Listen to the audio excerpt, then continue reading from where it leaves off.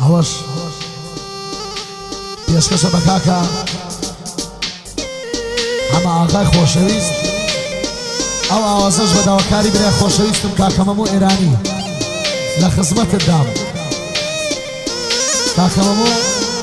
میرانی چای منی قایشمان پێ دڵمانی هەر بژی کاکەکانمی حاجی حسێن سڵاوی لە کاکە سەفا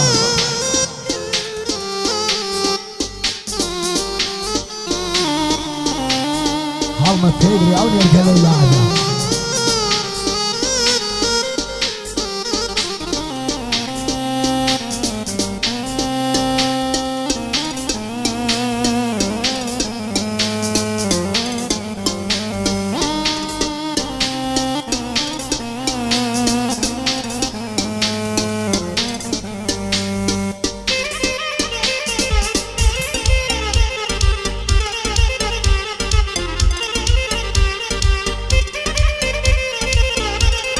ئەو تێقسەش ها لە بەدڵی تۆ دەڵێمەوە خاینت کایر درۆزنێ درۆزنێ بێوەفایە خیانەت کایر درۆزنێ هەی درۆزنێ هاي كنامي دايل استم لي نسيب ومالا نسيب ويواشودكم بوش خود بكم بصا دزانم خطايارنيا باوجلت شي وسطا كديارم لبير ناتي شي ومر لبرتا كنت بزوري بشودان يشار بابي ما بويان جراموا كيارم سنقريا بلام خلريما تازا وها نسرعا تو بريقاي خود برو ريقاي من يجداخرا ريقاي من لقل توبو بس خدا ويدانا لبيرد بيمن تلجان يا دياري دلالاما بحسرتي مينينت بسانم خوغرا يستاجر ساور ريما بلين ممو اقرا يستاجر ساور ريما دروزن خيانة حاري دروزن بيوفايا دروزن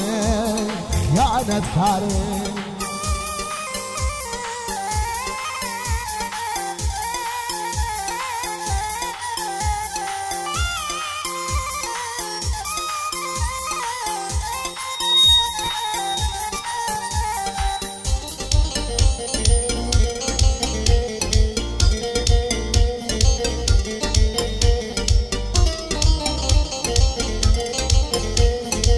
هواي بفريد تمام داي جاني داي جاني داي جاني دل جيان داي جاني داي جاني هاي دايق يا ابني سواد الرب لو لا تسهر بصارم دايق يا ابني سواد الرب لو لا تسهر بصارم درب نسمه الذرا بزيد يلم موارم كردستان ومنيو سيبكم قليق هشعرم كردستان ومنيو سيبكم قليق هشعرم تصالق الكتيقبم بيدا وتهم ضلعرم توين الاخواسي كتا من لقى الخزمة كعنم باوشي وتي نادمي نادمي نادمي نادمي لبر باري جرفانم لو رجا والتايستا كارم بوتهم يخانا بأبلابي يوسف بأبلابي يوسف شاني لاوم وشاني أمن حمم خوشوي أمن حمم خوشوي باهمو دنيا وزاني بوممو ميراني مازدكم تاوكاني كاك صفام خوشوي شيرم بري مرداني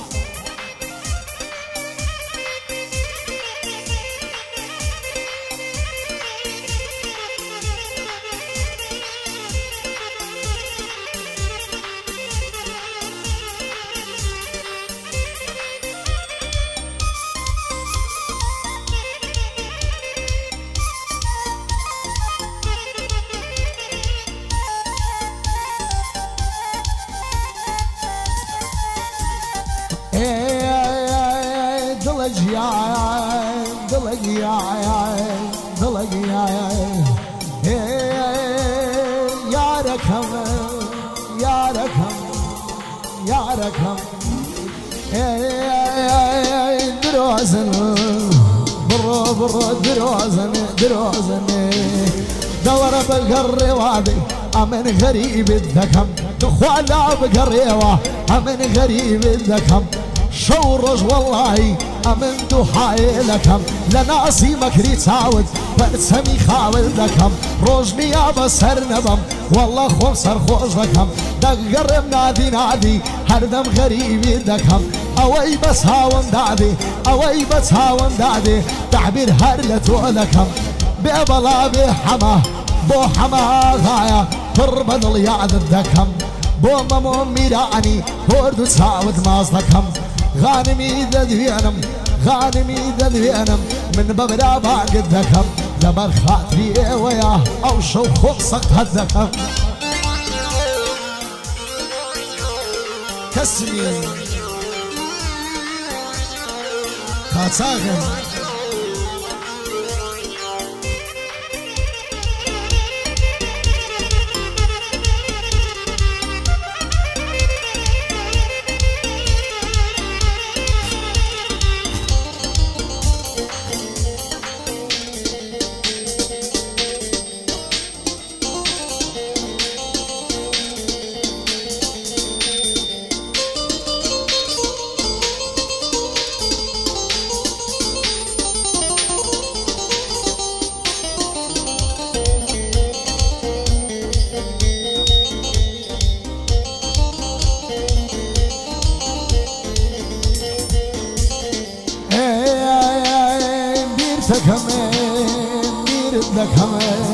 بير دكم جانكم بوفايا روحك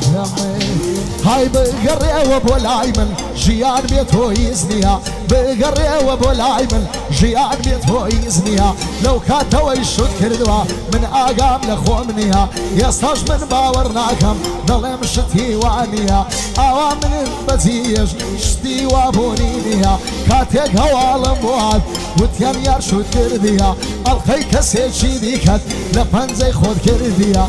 تو بدلی خوش بشی آگاد لسیرک نیا تو بدلی خود بشی آگاد لحالی منیا دروازنی خیانت کایا دروازنی